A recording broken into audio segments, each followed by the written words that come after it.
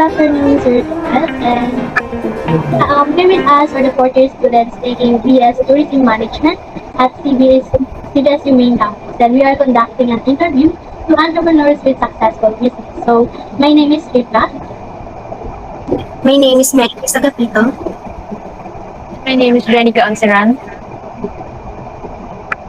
Hi, good morning, sir. Good afternoon. My name is Nicole Bacalisan. Good afternoon, sir. My name is Hazel Martinez. Good afternoon, sir. My name is Mikey Panganiban. Okay, good afternoon. My name is Attorney Joel Tinitigan. I'm the chairman and president of Serenata Hotel. Okay, thank you for the brief introduction, Sir Joel. By the way, before we start, how would you like us to call? Anong convenience sa inyo? Okay, let's go with Sir Joel, I guess. So again, yeah. So again, Sir Joel, I hope you're having a great day, and we thank you for taking time for meeting with us today virtually. So we are now excited to hear from you about the journey of your company. And we would also like to ask permission for this meeting to be recorded as part of our activity. Will that be fine? It's okay. Okay, thank you, Sir Joel. So yeah, we prepare here a list of questions to ask regarding your company. Shall we start now? Okay. Okay, great. So you may raise your question now, Mary Grace. Thank you, Rita. So good afternoon, Sir Joel. Is your first question. How did you come up with your company's name and when did you start this company? Okay. The company's name is Serenata Hotel. It is a result of a discussion among the founders of the hotel. There are 5 of us. So we thought of a good name after which we can name our hotel. So we came up with the name Serenata. Serenata means serenade in English. So we had it registered with the SEC. It was established in 2006. So we're now 16 years old. That's it. Okay, thanks so much, Sir Joel. We are happy to know your company's background. Okay, let's go on for the next question, Ms. Martinez. Thank you, Ms. Agapito. And for the second question, what are the products and services that your company offers? Which ones are considered successful? Okay, we offer room accommodation. We have 2 branches, one in Bacoor and another in General Trias. We have 57 rooms in Bacoor and we have 53 rooms in General Trias. So we have short stay and we have long stay. All those products, probably the daily stay is the one that is well patronized by our clients because of affordable rates. And our General Trias branch happens to be located somewhere near at the back of export processing zone. So you have there some expats, you have there some transients. So we have a pretty good occupancy, and we always adhere to our principles of good food, fast service, and clean rooms. Okay, sir. Thank you for your answer, Sir Joel, and for letting us know your products and services that you offer to your guests/customer. And for the next question, here is Ms. Panganiban. Thank you, Ms. Martinez. Next slide, please. For our third question that I asked, as a hotel owner of Serenata Hotel, what are the biggest challenges that you encountered and how did you overcome those challenges? Okay, the biggest challenge that we encountered in our 16 years of existence happened just recently during the pandemic. As you know, there was a lockdown declaration March 2020 or March 20 something, towards the last week of the month 2020. So we were closed for I think several months. The same with other business establishments. So this created a problem of cash flow for us since we have some overhead expenses that we need to maintain. Overhead means even if we're closed, we need to continue to incur expenses. So there are people who continue to work or continue to receive salaries even if we are closed. Plus you have the maintenance of rooms, you have the security guards. We were able to remedy the situation initially by seeking accreditation from LGU, and because we were accredited by the LGU or the local government unit, we were able to get clients as a COVID quarantine facility, meaning those COVID positive patients experiencing no symptoms or minor symptoms were accommodated in our hotel, and the LGU is the one paying for it. Later on, we also applied for accreditation by the Department of Tourism, and as a result, they have a stringent or a strict list of requirements for accreditation. But we were able to comply with them. As a result, we were allowed to operate, whereas the other competitors who have not yet been accredited were not yet operating. So if you can remember, we have the MECQ, ACQ. So during the time, we were one of the only three of our business kind that were operating in the province of Cavite. So now we're recovering, but still not yet 100%. But because of the promise of President Marcos that there will be no more lockdown, I think things will continue to improve in the next few months, especially that we're going towards the end of 2022, the last quarter, which is considerably would result hopefully to higher sales. Thank you, Sir Joel, for letting us know your challenges and how did you overcome those challenges. For our next interviewer will be Miss Thompson. Thank you, Ms. Panganiban. Now, sir, for your fourth question, how did you raise funding for your business venture? We pulled our resources together, we meaning the 5 directors.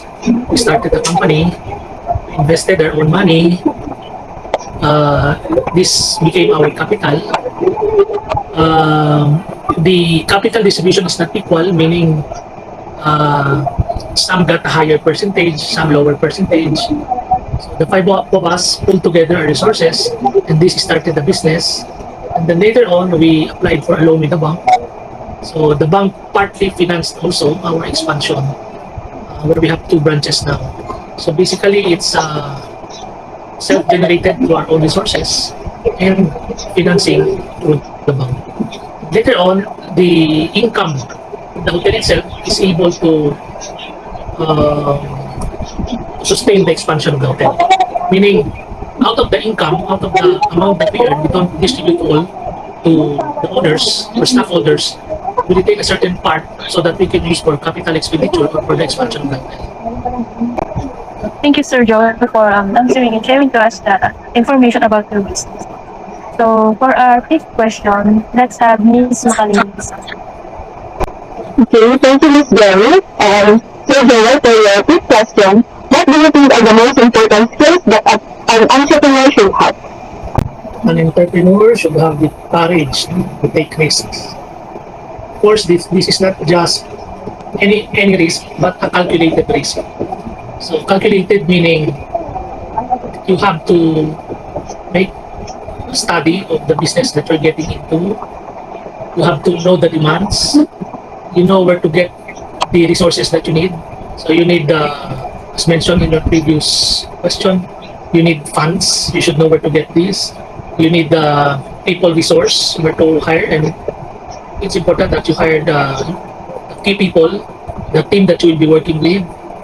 It's also important that you know the business environment of your location. In a hotel business, as they said, the important things are location, location, location. So emphasizes the importance of where your place of business is located. So basically, it's courage. No? You take a leap of faith. No? There's no turning back. To take risks, take calculated risks. Of course, there's no substitute for hard work. No? Hard work is important. Okay, thank you, sir. And thank you for your answer. And as an entrepreneur, we have our own strengths and skills, and it is important to possess the necessary skills in order for your business to grow and to be successful. And for your last question, sir, here is Ms. Douglas. Okay, thank you, Miss Nicole. So for our last question, Sir Joel, what advice would you give to someone just starting a business? Okay, for someone who is just starting or about to start a business, he should get as much knowledge as he can or she can about the business that he or she is about to start. My training is not in hotel business. I am a CPA lawyer by education. My other businesses are lending and school. So this hotel is something new to me. So what I did was I gathered as much information as I could regarding hotel operation. I hired a key person who is very knowledgeable in this line of business. So it is important that you should have someone who is very knowledgeable about the business itself.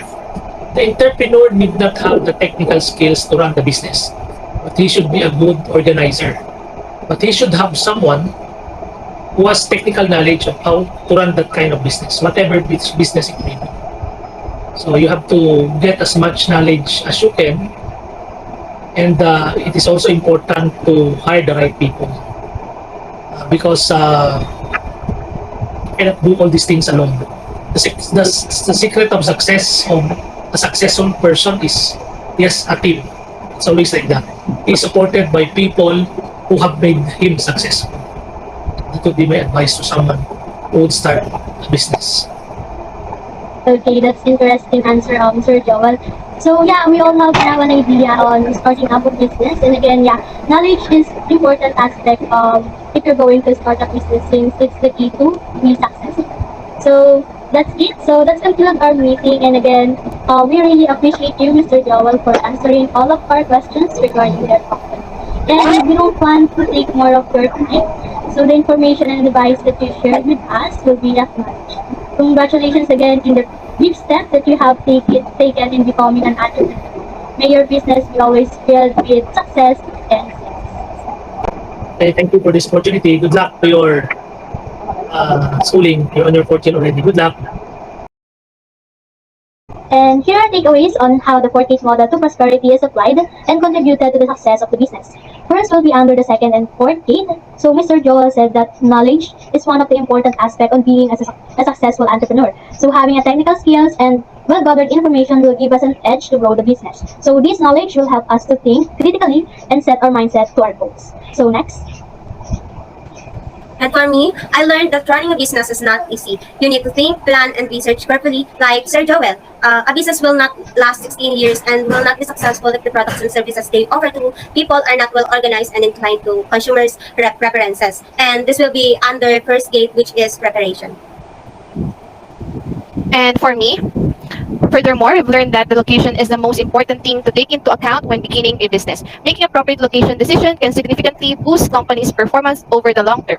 Poor ones can cause millions in lost capital, talent, and production. This is under gate number 2, which is the marketing. That's all.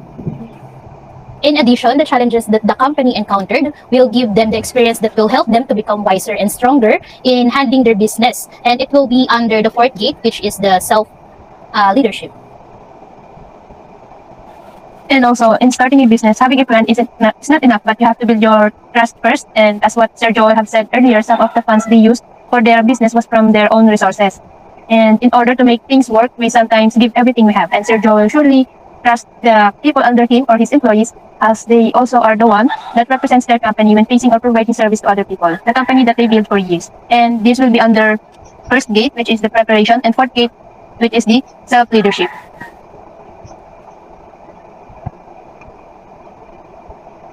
Okay, in conducting the interview, we have learned that there are so much at stake in starting a business. Based on our interview with Mr. Joel, it is important to have the courage to take risks. We all know that being an entrepreneur is quite rewarding but also comes with a great risk. According to Mr. Joel, it is not just any risk but a calculated risk, meaning we should have the knowledge about the business, the demands, where to get resources and funds, know the business environment, and have the right location. In short, you should have all the knowledge about every corners of your business. Just like in third gate execution, Mr. Joel said that it is important to hire the key people in your business to be successful. Companies should have the organizational chart of employees that can deliver its intended value and possessing the right skills in order to get things done as planned. Even if we have all the money, but the entrepreneur don't have the courage to take a leap of faith and take calculated risks, the business can't be successful. It is also not just having the right skills, but also having the right strategies, machinery, and emotional quotient. Okay, and that's it for all of our takeaways. Once again, we are WSTM 40. Thank you.